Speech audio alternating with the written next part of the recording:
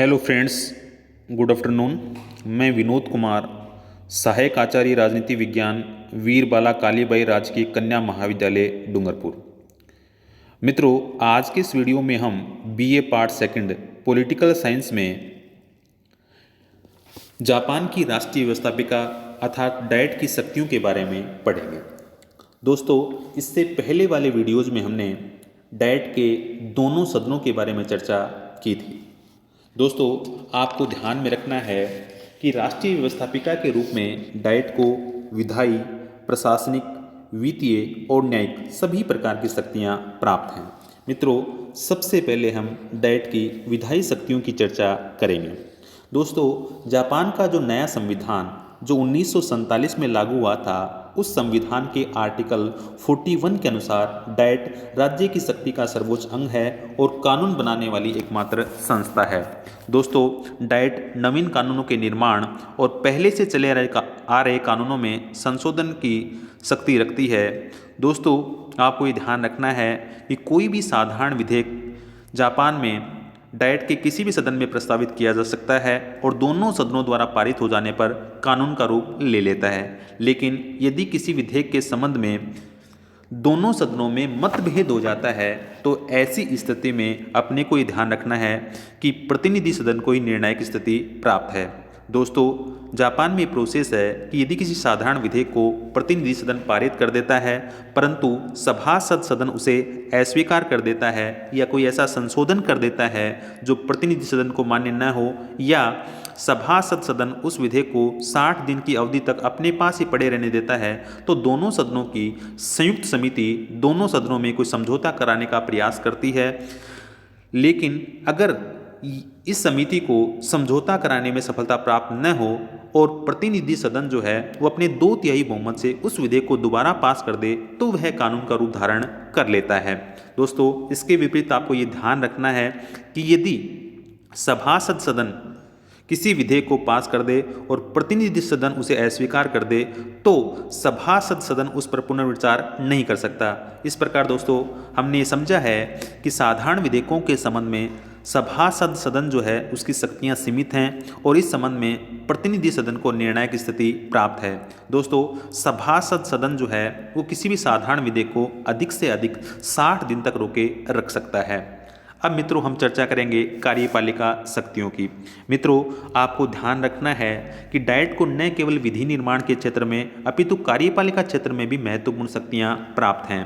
दोस्तों, आपको सबसे पहले ध्यान रखना है कि जापान के सम्राट द्वारा डाइट द्वारा निर्देशित व्यक्ति को ही प्रधानमंत्री नियुक्त किया जाता है।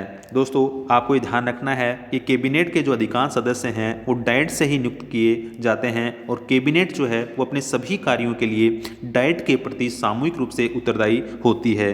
दोस्तों, जापान का जो संविधान है उस संविधान के आर्टिकल 66 के अनुसार मंत्रिमंडल सामूहिक रूप से डाइट के प्रति उत्तरदायी होगी।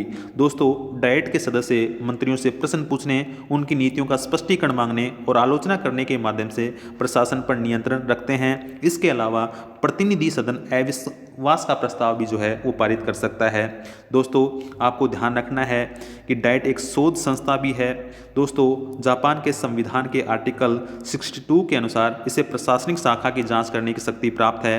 डाइट की कुछ समितियों ने प्रशासनिक भ्रष्टाचार आदि की जांच में महत्वपूर्ण भूमिका अदा की है और डाइट शासन कार्यों की जांच द्वारा प्रशासनिक गतिविधियों पर अपना नियंत्रण बनाए रखने में समर्थ हुई है।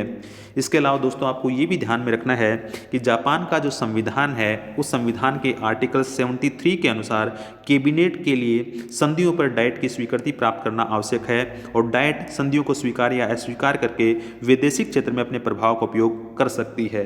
तो दोस्तों, ये थी कार्यपालिका क्षेत्र में डाइट की महत्वपूर्ण शक्तियाँ। अब दोस्तों, हम चर्चा करेंगे डाइट की वित्तीय शक्तियों की। दोस्तों, जापान का जो संविधान है उस संविधान के आर्टिकल 83 के अनुसार राष्ट्रीय वित्त के प्रशासन की शक्ति डाइट को ही प्राप्त है। ये डाइट की निश्चित रूप से एक महत्वपूर्ण शक्ति है। दोस्तों, मंत्रिमंडल का ये दायित्व है कि वह प्रत्येक वर्ष के लिए आय व्यय तैयार करके डाइट के समक्ष उसके विचार तथा निर्णय हेतु प्रस्तुत करे। डाइट की स्वीकृति के बिना मंत्रिमंडल आय व्यय संबंधी कोई कार्य नहीं कर सकता है। दोस्तों, आपको ये ध्यान रखना है कि जापान में सम्राट और उसके परिवार के सभी व्यक्तियों की वे डाइट द्वारा नियंत्रित और स्वीकृत किए जाते हैं। दोस्तों आपको ये ध्यान रखना है कि जापान का जो संविधान है उसके आर्टिकल 88 के अनुसार राज परिवार की समस्त संपत्ति राज्य से संबद्ध होगी और राज परिवार के सभी व्यय डाइट द्वारा स्वीकृत किए जाएंगे। इतना ही नहीं, डाइट की स्वीकृति के बिना राजवंश का कोई भी व्यक्ति न तो किसी प्रकार की संपत्ति ग्रहण कर सकता है और न ही दे सकता है। दोस्तों आपको ये ध्यान रखना है कि संविधान के द्वारा इस बात की व्यवस्था की गई है कि डाइट राज्य की समस्त आर्थिक व्यवस्थाओं पर नियंत्रण रखे। इस संबंध में अनुच्छेद 90 और अनुच्छेद 91 जो हैं वो महत्वपूर्ण हैं। दोस्तों अनुच्छेद 90 के अनुसार राज्य के राजस्व और व्यय की जांच प्रतिवर्ष एक जांच समिति द्वारा होगी और उसकी रिपोर्ट कैबिनेट के द्वारा डाइट के सम्मुख प्रस्तुत की जाएगी। इसी प्रकार अनुच्छेद 91 में कहा गया है कि कैबिनेट नियमित मध्यांतरों में तथा कम से कम वार्षिक रूप में डाइट को राष्ट्रीय वित्त की स्थिति की रिपोर्ट देती रहेगी। इस प्रकार दोस्तों वित्तीय क्षेत्र में भी डाइट को महत्वपूर्ण शक्तियाँ प्राप्त हैं। अब दोस्तों अपन चर्चा करेंगे संविधान संशोधन की शक्ति की। दोस्तों जापान का जो संविधान है उस संविधान के आर्टिकल 96 के अनुसार संविधान के संशोधन के कार्य में भी डाइट की भूमिका बहुत अधिक महत्वपूर्ण है। संशोधन संबंधी कोई भी प्रस्ताव दोनों सदनों के 2/3 या उससे अधिक सदस्यों के मत से डाइट में ही प्रस्तुत किया जा सकता है। ऐसे प्रस्ताव बाद में जनता के समक्ष उसकी स्वीकृति के लिए भेजा जाता है।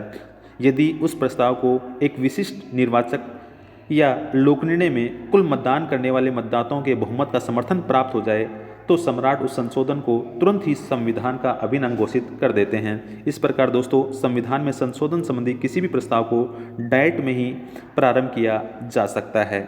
तो मित्रों अब अपन चर्चा करेंगे न्यायिक शक्तियों की। दोस्तों आपको ध्यान रखना है कि न्यायिक क्षेत्र में भी डाइट को कुछ महत्वपूर्ण शक्तियां प्राप्त हैं। न्यायिक क्षेत्र में डाइट को महाभियोग की सुनवाई करने संबंधी महत्वपूर्ण शक्ति प्राप्त है। दोस्तों किसी न्यायाधीश पर महाभियोग लापरवाही बरतने, भ्रष्टाचार तथा न्यायालय की मर्यादा को हानि पहुंचाने वाले आचरण के आधार पर लगाया जा सकता है। दोस्तों इस संबंध में जापान के संविधान के आर्टिकल 64 द्वारा निर्धारित प्रक्रिया यह है कि किसी न्यायाधीश पर आरोप लगाने का कार्य एक दोषारोपण समिति करती है जिसमें डाइट के दोनों सदनों के बराबर की संख्या में सदस्य होते हैं और आरोपों की जांच जो है वो एक महाभियोग न्यायालय द्वारा की जाती है जिसकी स्थापना डाइट द्वारा की जाती है और उसमें दोनों सदनों के सदस्य सम्मिलित होते हैं। दोस्तों कोई भी सदस्य एक ही समय में महाभियोग न्यायालय तथा दोषारोपण समिति का सदस्य नहीं हो सकता है। तो दोस्तों ये थी डाइट की न्यायिक शक्तियाँ। तो दोस्तों आज के इस वीडियो में हमने डाइट की शक्तियों की चर्चा की है जिसमें हमने विधायी शक्तियों के बारे में पढ़ा, कार्यपालिका शक्तियों के बारे में पढ़ा, वित्तीय शक्तियों के बारे में पढ़ा, संविधान संशोधन की शक्ति के बारे में पढ़ा, न्यायिक शक्तियों के बारे में हमने चर्चा की। दोस्तों एग्जाम में एक बड़ा प्रश्न बन के आ सकता है कि डाइट के गठन और डाइट की शक्तियों के बारे में विस्तार से विवेचना कीजिए। तो दोस्तों डाइट के गठन के बारे में तो हमें पहले वाले दोनों वीडियो देखने होंगे और डाइट की शक्तियों के बारे में इस वीडियो को ध्यान से सुनना होगा, तभी हम इस प्रश्न का सही उत्तर दे पाएंगे। तो मित्रों आज के इस वीडियो में हमने ये प्रयास किया है कि डाइट की जो शक्तियाँ हैं उनको हम समझ सकें। अगले वीडियो में दोस्तों एक नए टॉपिक के साथ फिर मिलेंगे, तब तक के लिए जय हिंद जय भारत।